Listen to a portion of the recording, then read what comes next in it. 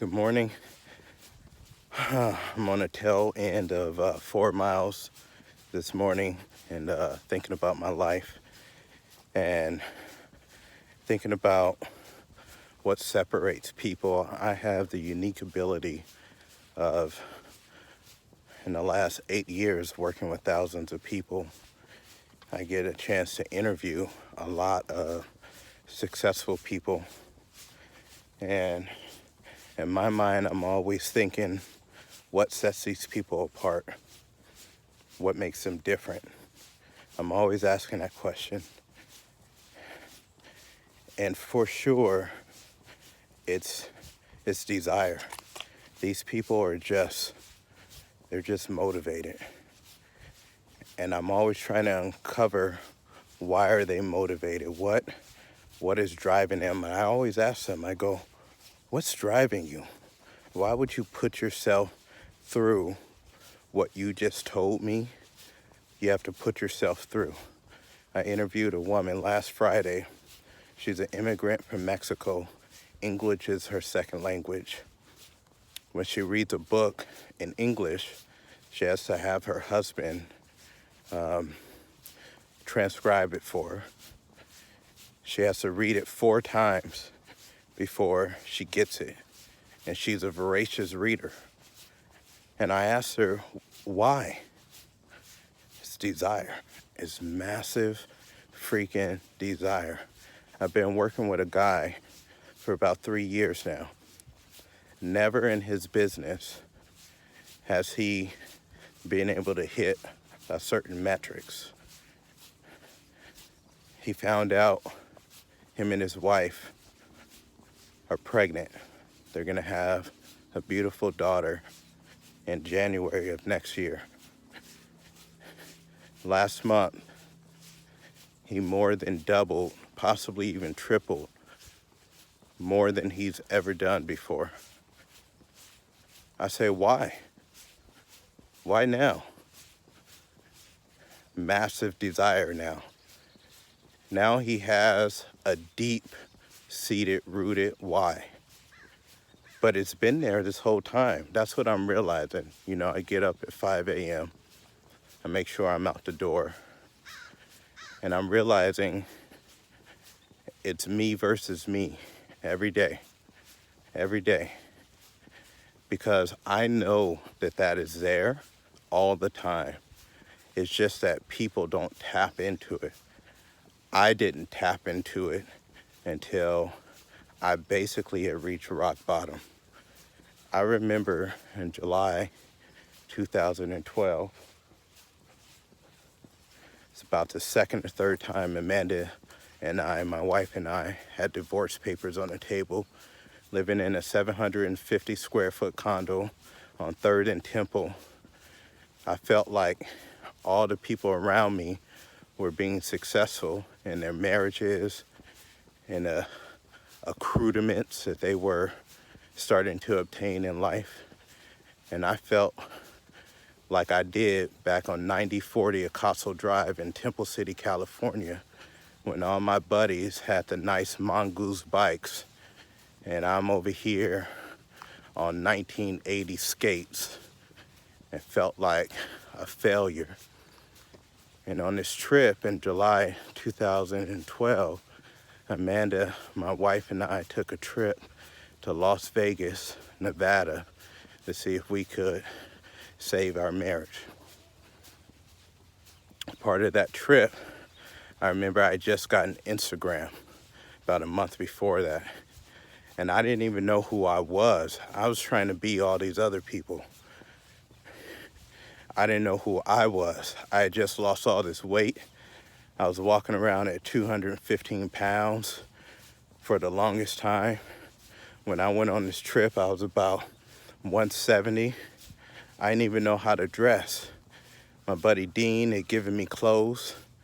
First time I ever put on skinny jeans. And now I'm on Instagram and I'm trying to figure out, who am I? Who am I supposed to be? Who am I now? How am I supposed to dress? Do I wear these skinny jeans? Do I wear these tank tops? What do I do? And I remember following this young kid on Instagram, and he traveled the world, and he always had these what they call presidential Rolex watches, a Prezi Rolly. And I remember thinking that that was the coolest shit ever. And so when we're in Vegas, we go into one of these casinos or whatever, and I see that there's a Rolex store that's there. So Amanda and I proceed in a Rolex store, and I see the presidential Rolly. Gold. Look beautiful. So I asked the woman, I said, hey, how much is that? And she said, 32. I thought she meant $3,200. So I turned to Amanda and I said, oh my gosh, baby, I just need to save up for like 8 months and then I'd be able to buy that. And the woman behind the counter, Asian woman, said, she did this. She did that right there. And if you grew up the way I grew up, where you feel like people didn't believe in you, you got a lot of those. At least my perception is I got a lot of those. So whether it's true or not, that's what I believe. And so when she did that, fucking motivated. Extremely motivated. As soon as she did that, it reminded me of people in my past has done. And she said, no, sir, it's $32,000. I gently handed the watch back to her, looked at Amanda, we walked out the store. At that moment, inspiration and motivation set in. I went back home. I called up a woman who's now been a mentor of mine for 8 years. And I said, me and Amanda are going to do that health coaching business. About 2 years later, 2.5 years later, I assure you, $32,000 for a watch was not a problem. But you know what happened? There was so much growth in those 3 years that I would never even spend $32,000 on a watch, because I started to find out who I was. Before, I was trying to be everybody else. I wanted to fit in. I wanted everybody to like me. I wanted everybody's approval. If I put up a before and after picture on social media, I wanted everybody to like it. I didn't want anybody to say anything to me, you know? If I went to a seminar and I didn't go to a soccer practice, I wanted everybody to approve of my decisions. I wanted to be the cool guy who fit in with everybody. And what I learned in those first 3 years was I got to figure out who the hell I am. And what I'm not is I don't care nothing about no watch. That's for sure. And that's primarily why I wear the same stuff every day, even now, 8 years later.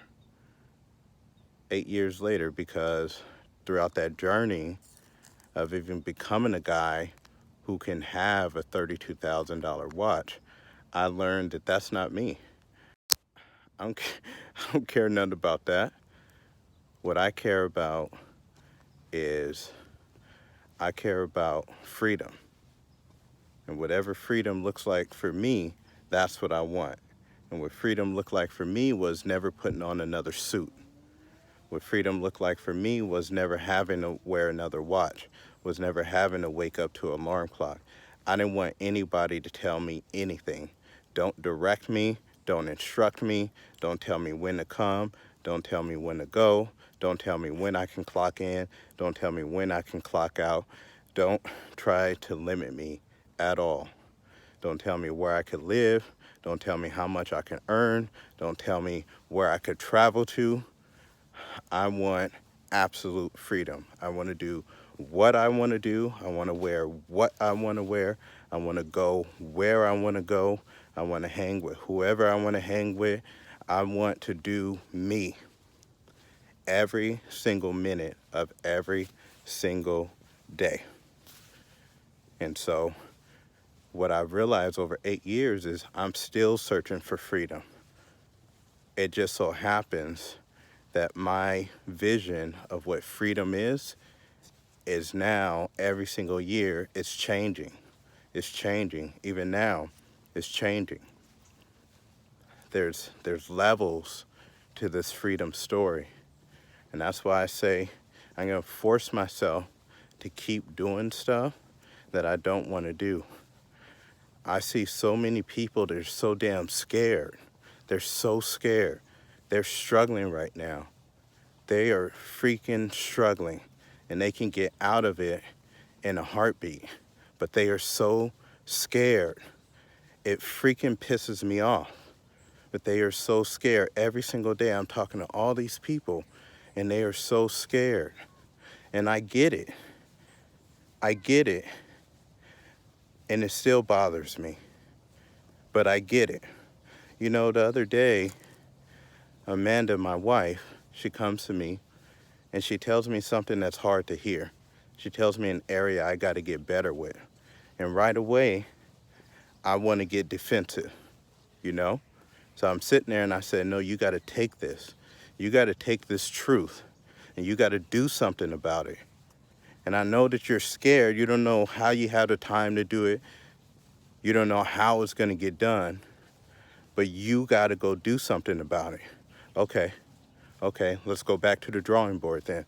Let's take responsibility for it and let me go do something about it.